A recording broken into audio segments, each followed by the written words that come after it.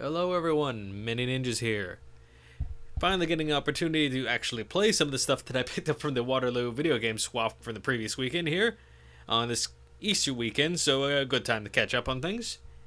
And in this case, from the particularly busy event, I've been able to do a little bit of cleaning of some of the carts around here, and for this particular video, what I'm going to be doing is messing around with a few of the more unique Super Famicom carts that I picked up from the weekend.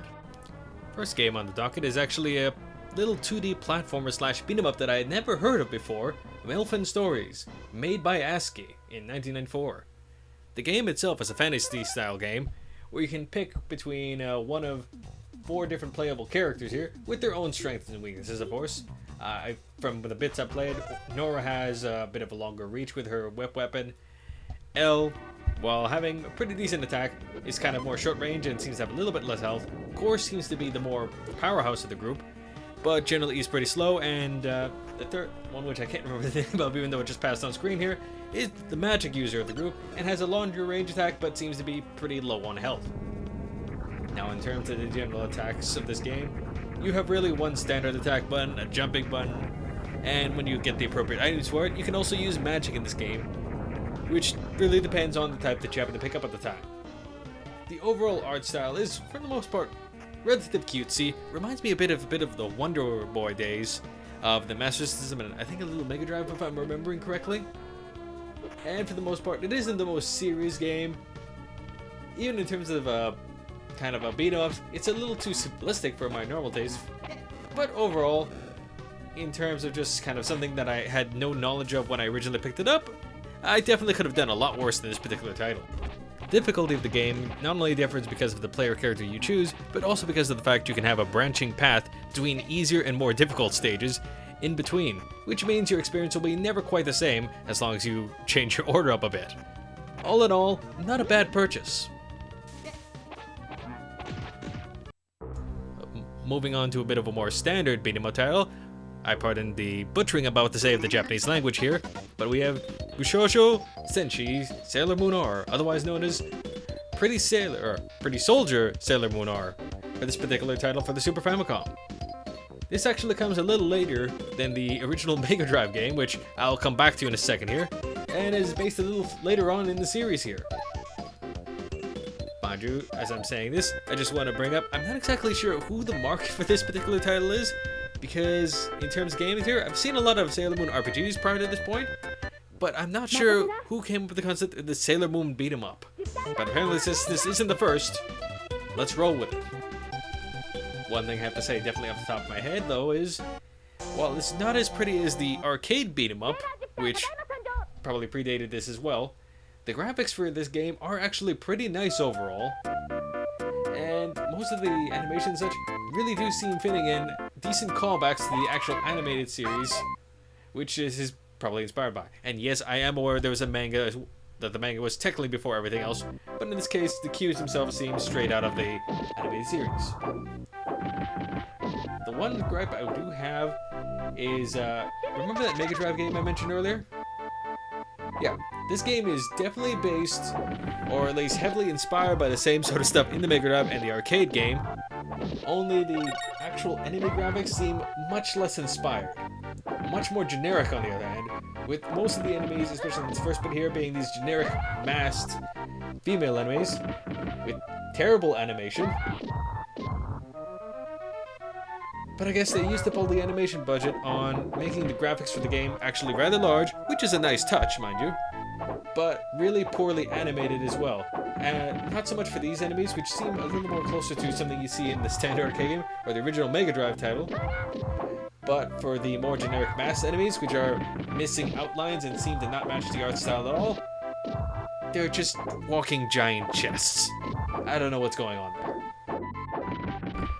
All of the playable Sailor Scouts themselves actually play rather nicely and have different individual styles here, mostly consisting in this case of your, as you can see, grapple attacks, a standard basic combo, a chargeable attack if you hold down the attack button to do a projectile attack, kind of hard to use though in actual practicality, and of course a special, what I can describe as a bomb attack that'll basically knock out, if not do massive damage to everyone on screen, that has an animated little cutscene to go with it.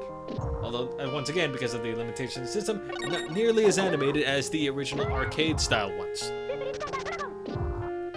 One of the few things, other than obviously these generic enemies, which I did mention earlier, is the actual soundtrack for the game is a bit on the lacking side. I have to be quite honest here. Everything's a little too mellow for what I feel a beat-em-up should have. The only other thing is, while it seems like I'm having a cakewalk here, the game itself is, I'd say, off the top of my head, I think it's around 4 stages long, and there will be a definite difficulty jump by the 3rd stage. I'm not sure if it's just because this is, as of this recording, my 2nd or so playthrough, or attempt to play through it anyway, but I noticed by the 3rd stage, I was getting my ass kicked severely, regardless of what we're using at the time. So that's just something to keep eye out for.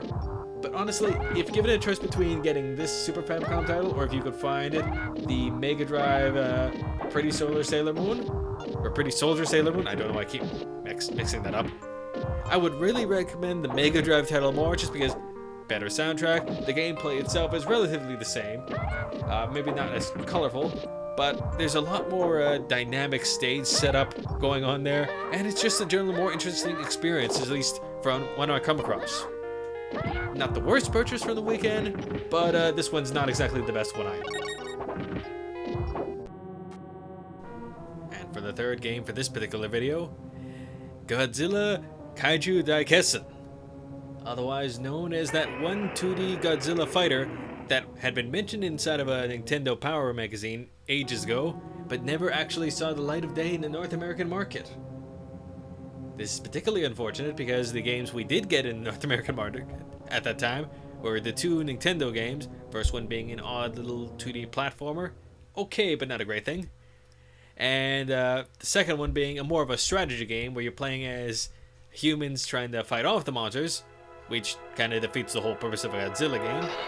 And the last game I can think of that came just the year before this one was Super Godzilla, which once again was more of a strategy game, although it was a bit of an improvement because at least you were controlling Godzilla loosely in that one.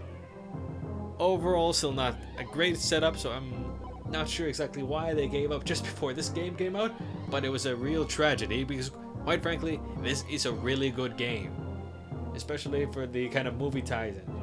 Would have been easily the best Godzilla game we would have gotten at the time. I'm not exaggerating about this either. For the time here, the graphics are actually really impressive and really detailed here. The animation, it does a really good job, all things considered, especially with all the detail that's going on in the graphics here. And the soundtrack is actually one of my preferred things in this game. I'm not sure why I like it so much, but I really do. There's nothing this game does that I can think of that it doesn't seem to hit all the right marks, so it really is unfortunate that we never got this on our side of the pond, and the only way you can play this, or have been able to play it for a long time, is either you had to import a copy or end up finding an emulator and setting up the ROM for it long after the fact. So suffice to say, I'm really happy I have this one in my collection now as a physical copy, even though the cart was a little dinged up there. A little bit of a dinged up cart. I think I may have paid somewhere between $12 to $15 for this top. Every dollar well spent. In case you're wondering why I'm not showing any of the other Super Famicom games I picked up on that weekend, which I believe there were 8 total off the top of my head, the reason why is because they were actually North American equivalents for those particular titles. Like, in this case, Kirby Super Deluxe, that's Kirby Superstar. I don't need to show that one off. Everyone has a generally good idea what that is. Rushing Beat. While we did get it as a slightly altered version, different names, slightly altered graphics, we did get it as Rival Turf. An interesting beat-em-up, although not the best one I've ever played. The sequels for that game, or the later parts of that series, were definitely better titles. Super R-Type is, well, Super R-Type, I don't need to mention that. And I'm trying to think what the last game is. Sonic Blast Man, off the top of my head. We got the game, although some of the enemies were swapped out. Your basic standard fare, changing the female enemies into kind of effeminate male enemies. So basically, the other stuff, I might be playing some of the stuff for later Retro Ninja Gaming stuff, but it's nothing that's exactly huge, different, or stand out.